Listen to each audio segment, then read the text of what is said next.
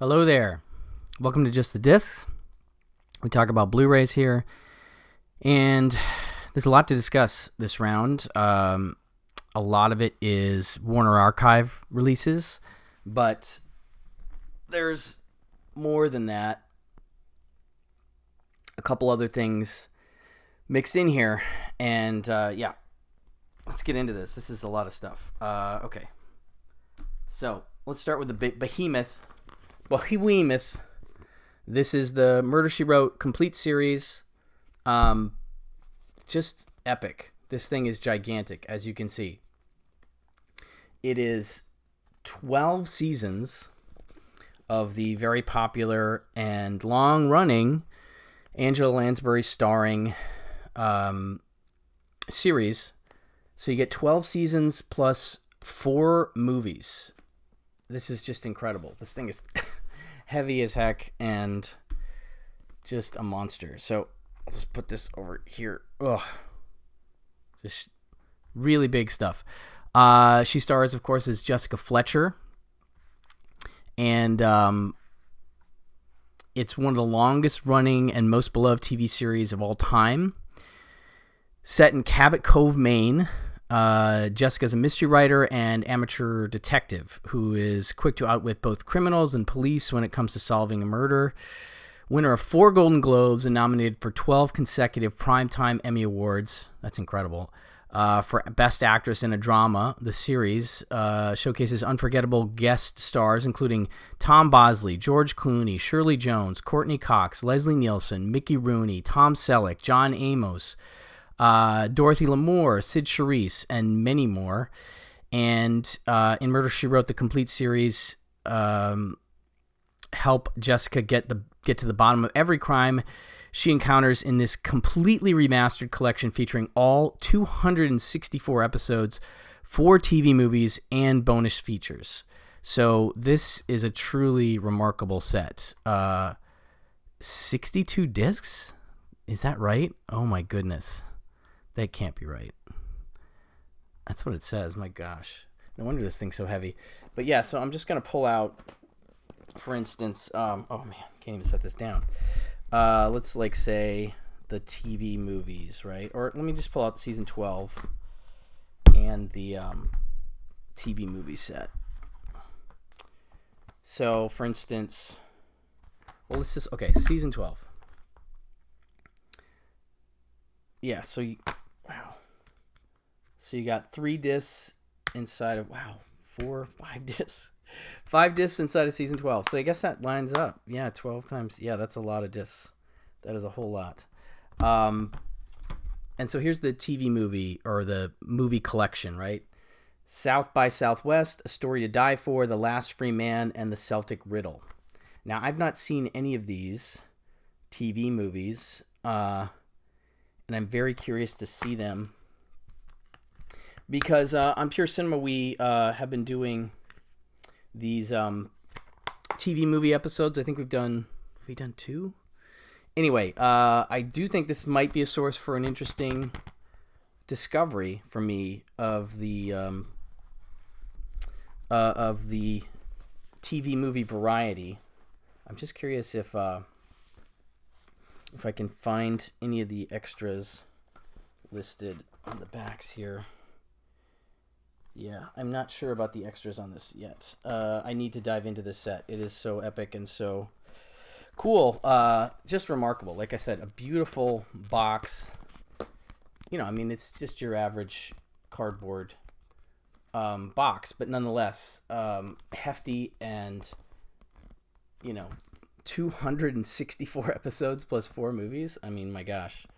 Yeah, quite a dream. My friend Andy, I know, is going to be losing his mind over this, and he was when it was announced. So, beautiful set. Absolutely beautiful.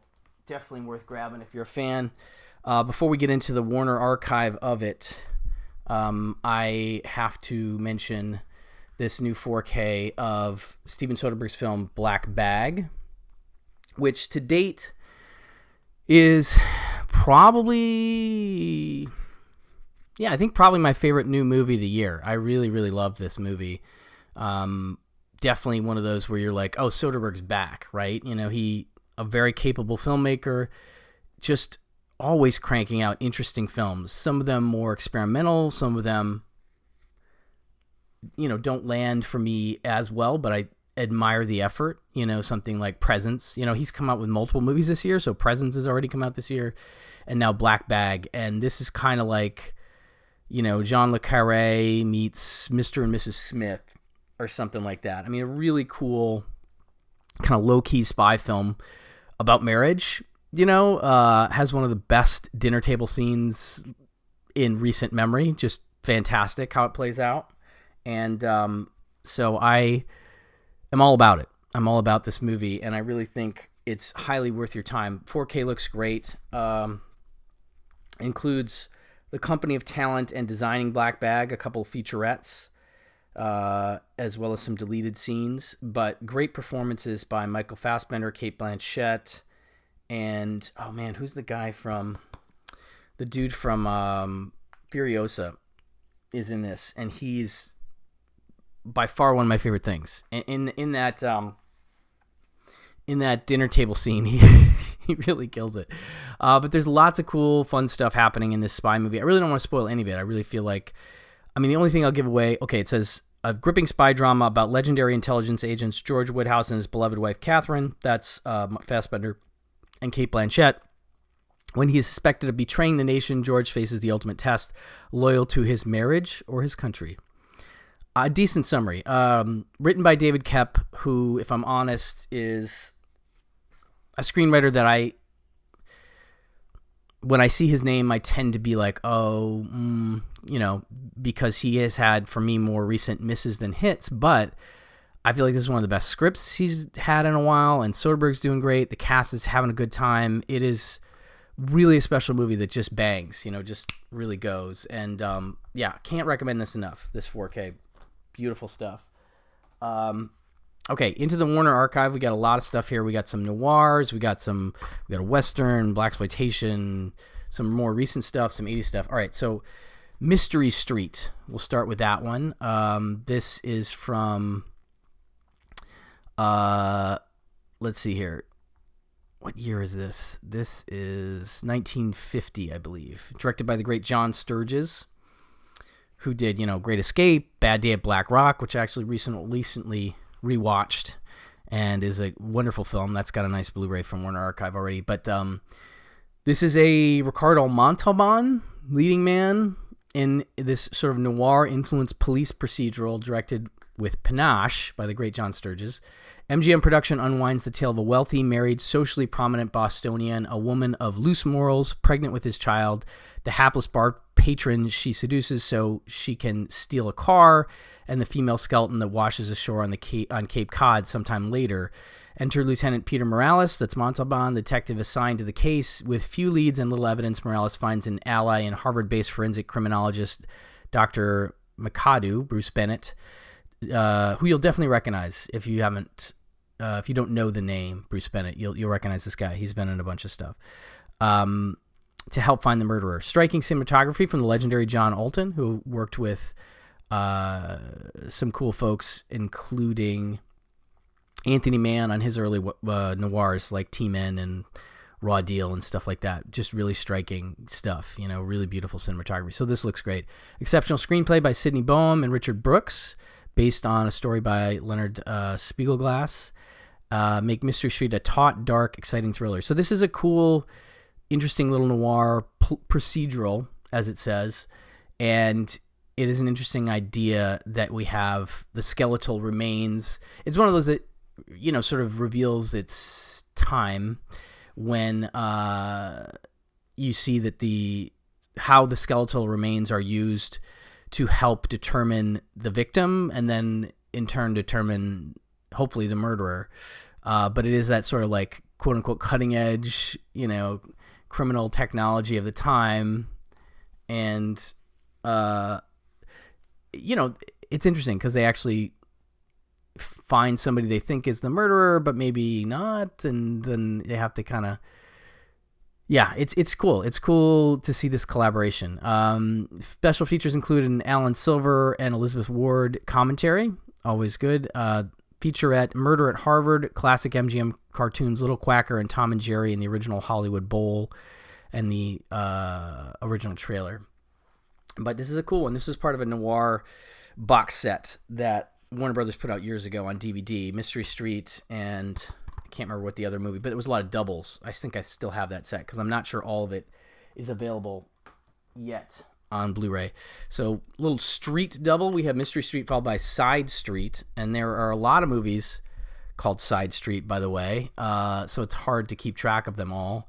This one is from 1949, I believe, starring Farley Granger and Kathy O'Donnell, which is cool because they did a little movie called They Live by Night, and I think it's before this, so a little reunion.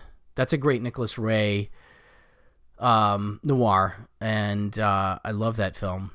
And it would later be sort of remade as Thieves Like Us by Altman, although he just used the source novel and not... I don't think he ever saw They Live by Night. And I just really think it's one of the great, fatalistic noir romances. Something like Gun Crazy goes well with it.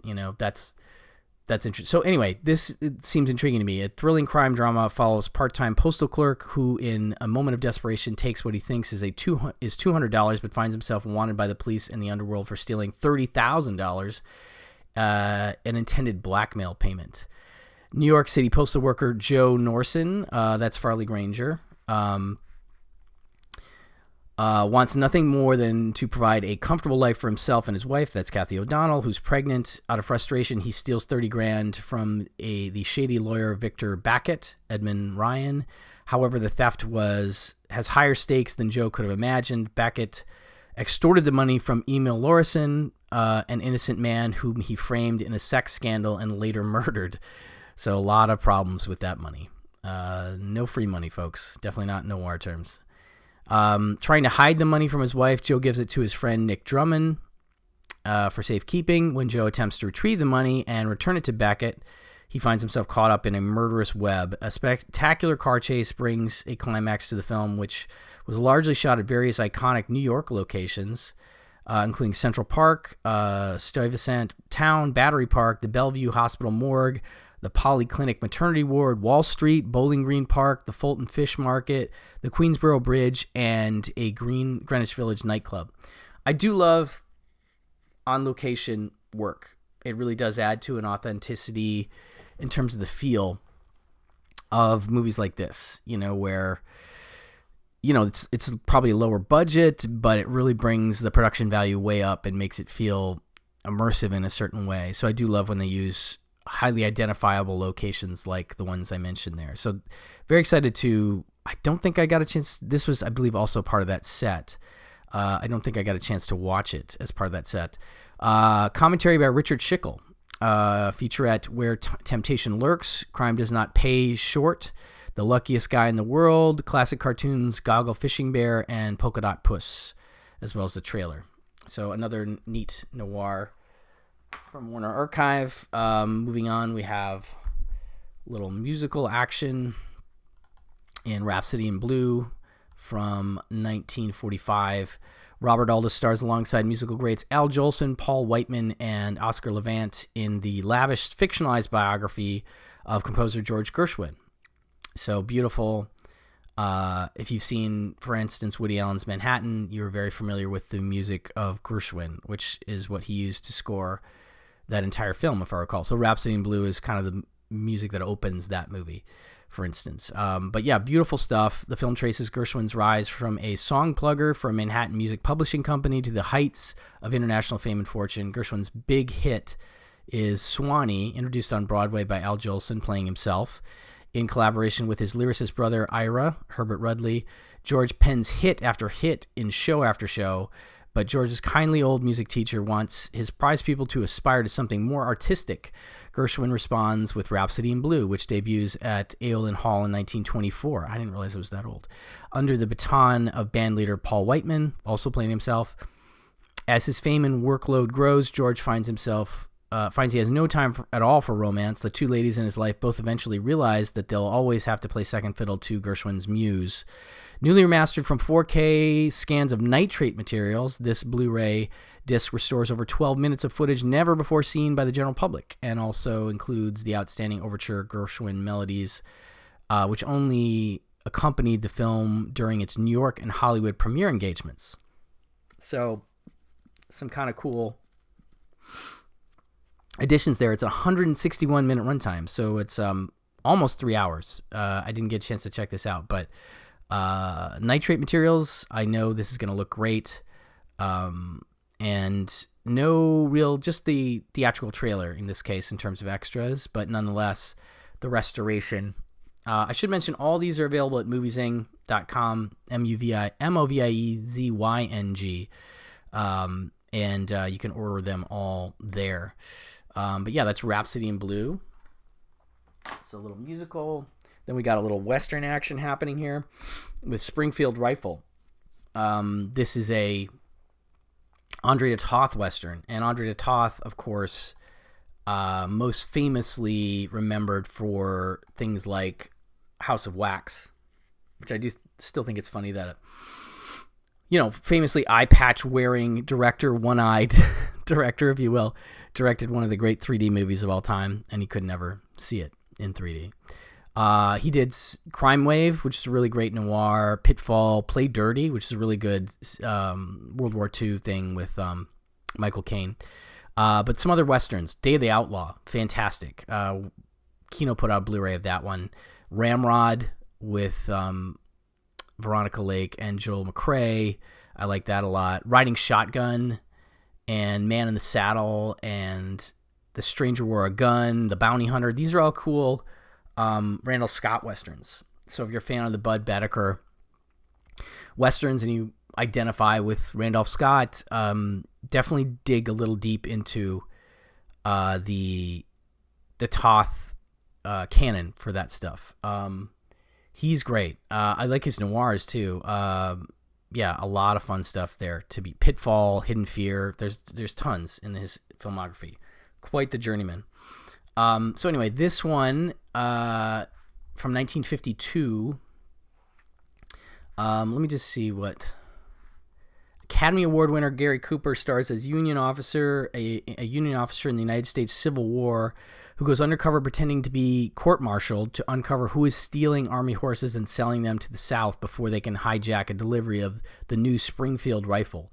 While delivering a shipment of horses desperately needed to mount a big offensive in the United States' Civil War, Union Major Lex Kearney, that's Cooper, is overwhelmed by a band of Confederate raiders. Rather than risks the lives of his men, he sounds retreat, leaving the precious cargo behind, for which he faces a court-martial. But this is only a ploy to send Kearney underground to find who has been stealing horses from the Union Army. Kearney's mission remains so secret that even his wife, Phyllis Thaxter, believes he's gone renegade.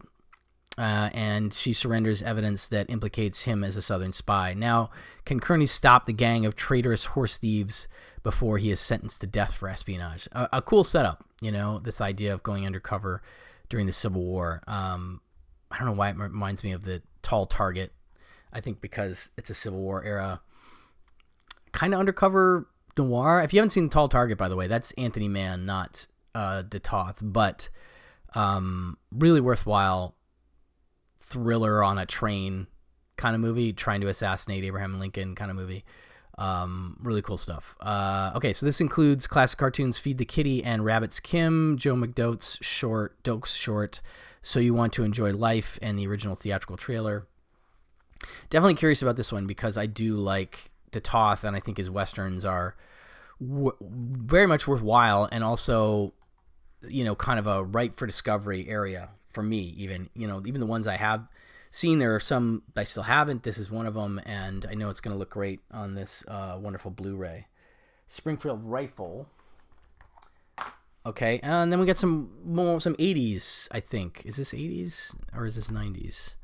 I think these are 80s. Maybe they're 90s. Yeah, 89. So Lean on Me. Along with Stand and Deliver, a couple like inspirational teacher movies, and I guess maybe you later would put Dead Poets Society in there as well, but this precedes that. If I recall, that's maybe... I can't remember when that comes out. Lean on Me is the true story of high school principal Joe Clark, who armed himself with a bullhorn and a Louisville Slugger and slammed the door on losers at Eastdale High in Paterson, New Jersey. Brought in to save the school, he chained the doors to keep troublemakers out and strivers in. Some teachers and parents fought him, but many kids loved him. He turned the school around, and his achievement became a national triumph. Morgan Freeman electrifies as Clark in an extraordinary performance as an extraordinary man. Director John G. Avildsen ensures that Lean on Me, like his Rocky and the Karate Kid, is rousing, crowd-pleasing entertainment. I've been really on a sort of an Avildsen examination lately. I mean, when I say lately, I mean last 5 years or so. If you haven't seen his movie Joe, and we just talked about it on our most recent Pure Cinema podcast episode, Anything Goes 70s, with one of our favorite guests, Larry Karaszewski. He's a big fan of Joe. That's sort of Avildsen's breakout movie in a way, with Peter Boyle. Very interesting, inflammatory material.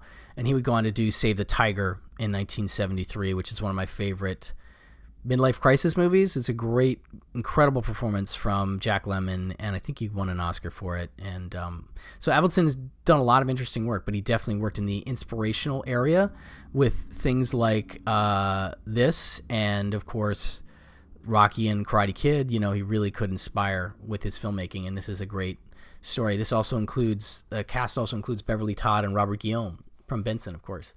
But very exciting to get this on Blu-ray for the first time. I know this is a big one for a lot of people, and one that's remembered fondly for the movie, but the performance certainly by the great Morgan Freeman. So that's Lean on Me. No extra features on this one, unfortunately, but still nice to have it on Blu-ray finally. Clean and Sober. I want to say this is also 89. Am I wrong? When is this from? 88. This is a big one for Michael Keaton fans, and I count myself one of the big Michael Keaton fans. Like, I adore him. I obviously love his comedy work, you know, like I love Night Shift. I can't stop talking about Night Shift. Love people who can quote Night Shift. I'm an Idea Man, Chuck, for instance. Anyway, this is obviously a turn for Keaton. You know, he's done some of the big comedy things. He's done Beetlejuice, I think, at this point. Or is that the next? Not quite, maybe. But anyway, it's a big one, and Morgan Freeman also stars in this as well, so a little connector there. But Academy Award winners Michael Keaton and Morgan Freeman star in this gritty and critically acclaimed drama directed by Glenn Gordon Caron, who did Moonlighting, I guess. Keaton portrays Daryl Pointer, a hustling Philadelphia real estate agent with a serious cocaine addiction and a life that is quickly unraveling. He has embezzled and lost $100,000 from his employer and then wakes up with a girl dead of a drug overdose in his bed. Daryl checks himself into a substance abuse program, intending only to hide for a while. Plans change when he meets Craig, that's Morgan Freeman, a counselor who has already heard every excuse Daryl can offer and develops a relationship with a recovering alcoholic and battered wife named Charlie, that's Kathy Baker, in an unforgettable performance. The story unfolds as Daryl's life begins to change, hopefully for the better. Keaton's portrayal of Daryl Pointer earned him a Best Actor award from the National Society of Film Critics, and the film itself won critical praise. More than 35 years after its premiere, Clean and Sober is a film ripe for rediscovery. I agree. I don't think people are talking about this movie, and I know the new Beetlejuice movie, I think, got people excited about Michael Keaton again. I've never not been excited about Michael Keaton, but you know, it's one that I'm wanting to revisit because I've just been really digging on him again lately. And yeah, it's a performance I think at the time I was like, oh, I like the comedy stuff too much. I don't want to see him play serious. But I've been watching some of the drama stuff he's been doing lately, and I've been digging it, so I definitely am ready to either revisit or watch this for the first time. I honestly can't remember if I've seen it. I don't remember much about it. No features on this one except the trailer, but still one that I'm very curious to check out again. So that's Clean and Sober. Then we got some blaxploitation action with 3 The Hard Way, and this has 3 of the great blaxploitation stars of the 1970s. This is from 1974. We have Jim Brown, Fred Williamson, and Jim Kelly. An incredible trio. If you're a fan of blaxploitation films from this period, you know that these three guys had their own films that were hugely popular. You know, you have Jim Brown's Slaughter series, Fred Williamson's in tons of stuff. I don't know why Bucktown is coming to mind right now. Shout Factory just announced a new blaxploitation set of 4Ks, and I know Bucktown's in there, but I mean, Fred Williamson did a ton of the Black Caesar movies and lots of fun stuff. And Jim Kelly, of course, in Enter the Dragon, and then does Black Belt Jones, which has come out on Warner Archive Blu-ray, and that's a favorite of mine. I really enjoy Jim Kelly in that. So at the height of their big screen popularity, three 1970s superstars head the cast of the action thriller 3 The Hard Way, directed with style and panache by Gordon Parks Jr. The film stars Jim Brown, Fred Williamson, and Jim Kelly as a uni-trio out to stop a secret white supremacist organization that plans to contaminate the water supplies of Detroit, Los Angeles, and Washington, D.C. with a substance that is a lethal poison only to the black population. Long only seen in an edited 89-minute version, this new Blu-ray presentation restores the film to its original theatrical version, 97 minutes. So it lost 8 minutes, which is, relatively significant. So that's really cool. I didn't even know this was a restored version from the theatrical. So that's very neat. R-rated, of course. Gordon Parks Jr., a director of some note in the blaxploitation world for having directed Superfly, Thomasine and Bushrod, which is really solid, and Aaron Loves Angela. I'm a big fan of that one as well. So a lot of classics from Gordon Parks Jr. So that is 3 The Hard Way in that restored version. Very cool. Next up, we are going to do some cartoons. We have this Looney Tunes Collector's Vault disc. Now, this is different from the Collector's Series, which is this is Volume 1 of the Collector's Vault.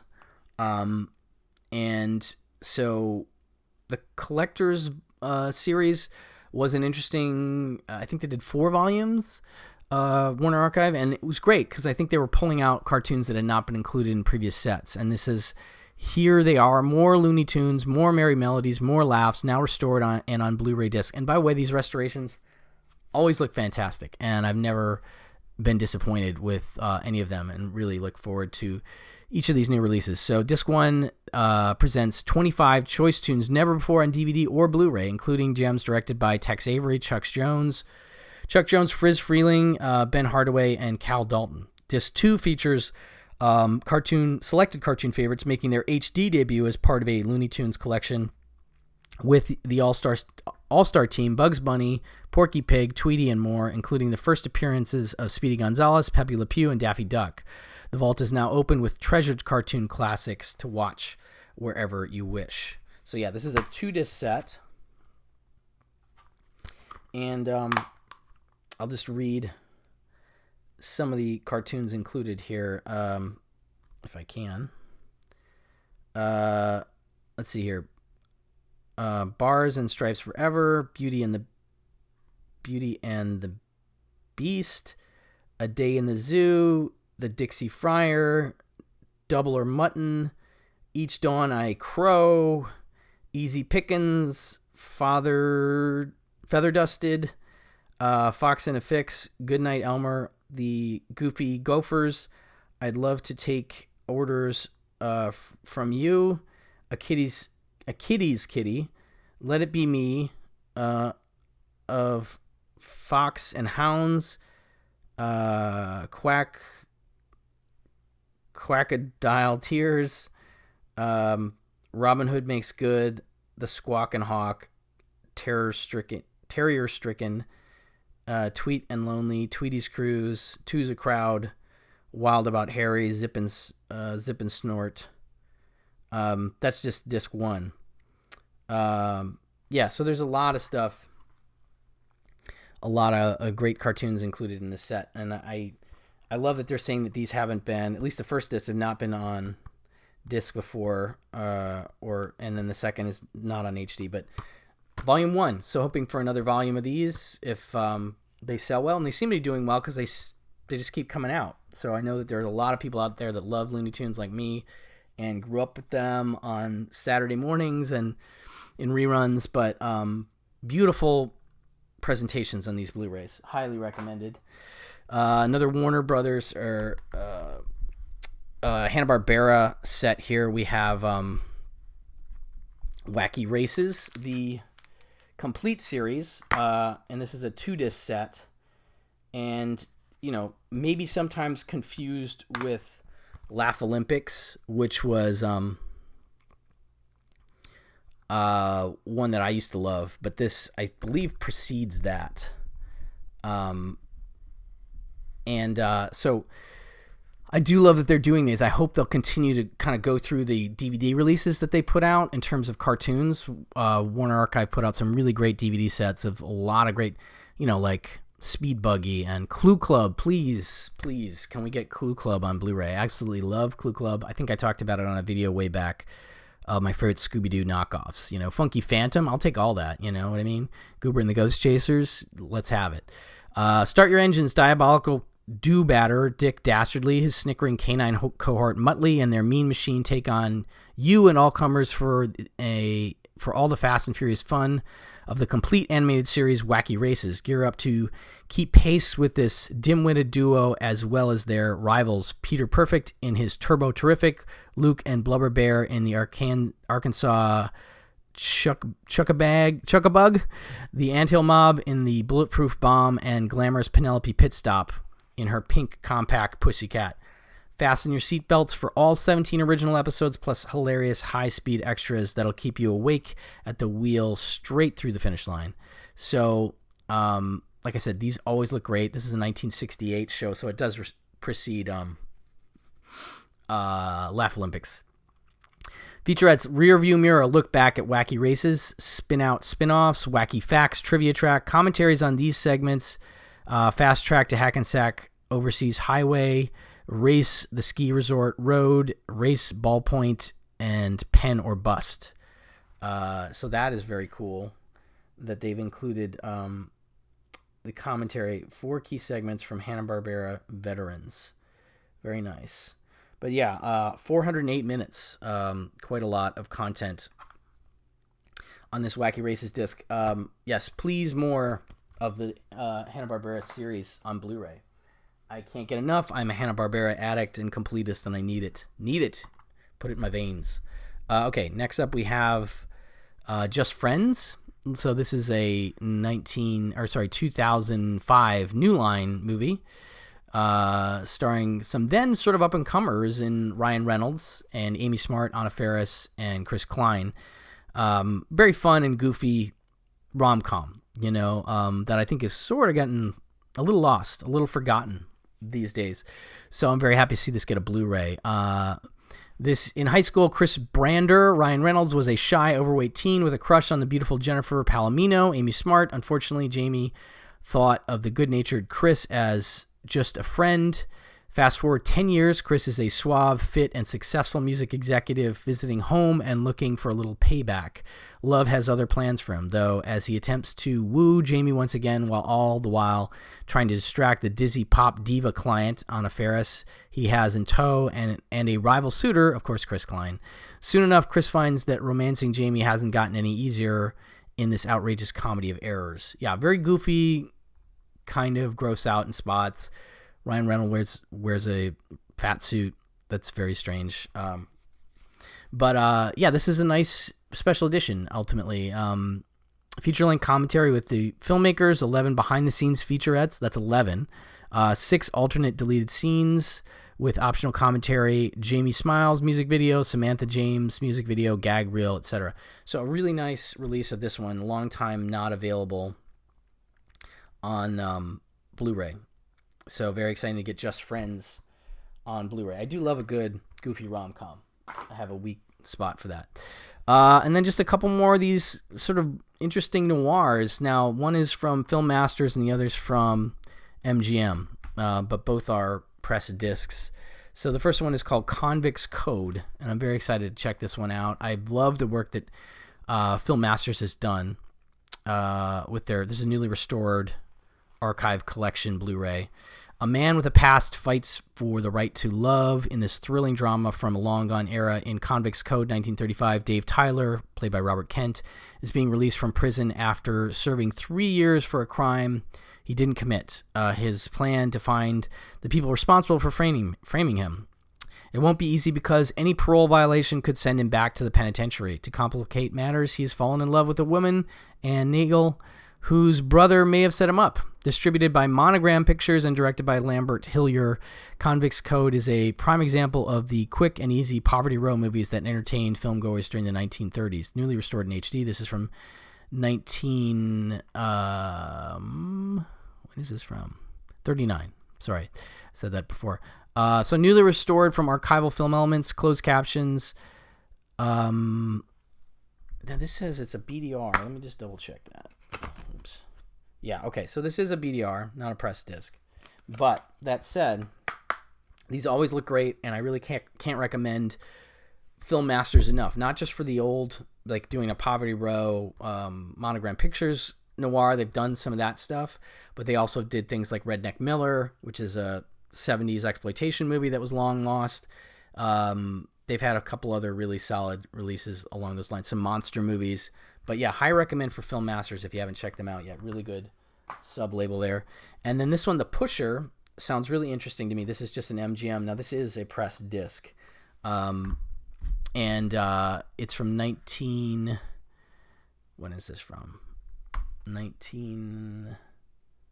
I'll have to look it up and double check. 59.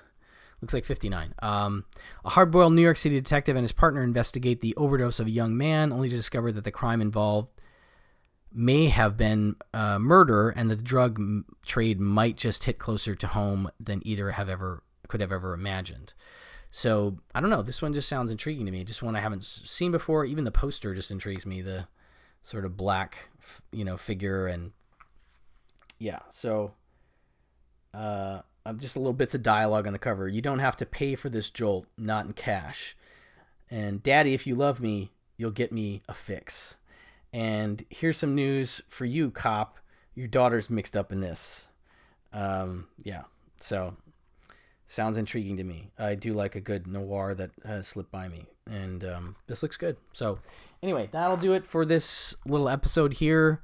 Thanks for sticking with me through all of this stuff. Hopefully there's something in there for just about everybody, whether you're an animation fan, noir fan, classic films, more modern stuff, Angela Lansbury completist, gigantic hardcore Murder, She Wrote fans. You got to check out that box set. That's really incredible. And the new Soderbergh, Black Bag. So I can't recommend that enough. Anyway, thank you so much for listening, and I will talk to you soon. Bye-bye.